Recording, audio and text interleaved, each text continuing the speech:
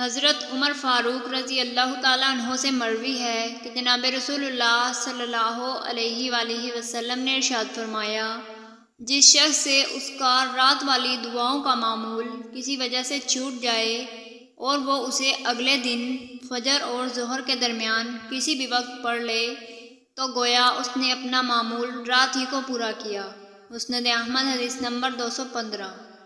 حضرت عمر فاروق رضی اللہ تعالیٰ عنہ سے مروی ہے کہ ایک مرتبہ میں نبی کریم صلی اللہ علیہ وآلہ وسلم کے ساتھ کسی غزوے میں تھا۔ ایک موقع پر میں نے قسم کھاتے ہوئے کہا، لا وابی، تو پیچھے سے ایک آدمی نے مجھ سے کہا کہ اپنے آباء و اجداد کے نام کی قسمیں مت کھایا کرو۔ میں نے دیکھا تو وہ نبی کریم صلی اللہ علیہ وآلہ وسلم تھے۔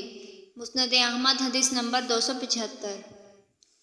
حضرت ابن عمر رضی اللہ تعالیٰ عنہ سے مروی ہے کہ جناب رسول اللہ صلی اللہ علیہ وآلہ وسلم نے ارشاد فرمایا، جو شخص کسی غلام کو اپنے حصے کے بقدر آزاد کر دیتا ہے تو وہ غلام کی قیمت کے اعتبار سے ہوگا، چنانچہ اب اس غلام کی قیمت لگائی جائے گی، باقی شرکاء کو ان کے حصے کی قیمت دے دی جائے گی اور غلام آزاد ہو جائے گا، ورنہ جتنا اس نے آزاد کیا ہے اتنا ہی رہے گا۔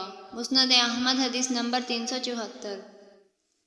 حضرت علی رضی اللہ تعالیٰ عنہ کے حوالے سے مروی ہے کہ انہوں نے اپنے رفیق حیان کو مخاطب کر کے فرمایا، میں تمہیں اس کام کے لیے بھیج رہا ہوں جس کام کے لیے نبی کریم صلی اللہ علیہ وآلہ وسلم نے مجھے بھیجا تھا۔ انہوں نے مجھے ہر قبر کو برابر کرنے اور ہر بت کو مٹا ڈالنے کا حکم دیا تھا۔ مسند احمد حدیث نمبر 645۔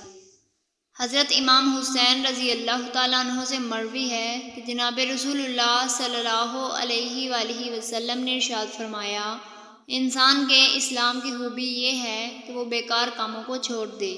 مسند احمد حدیث نمبر 1646۔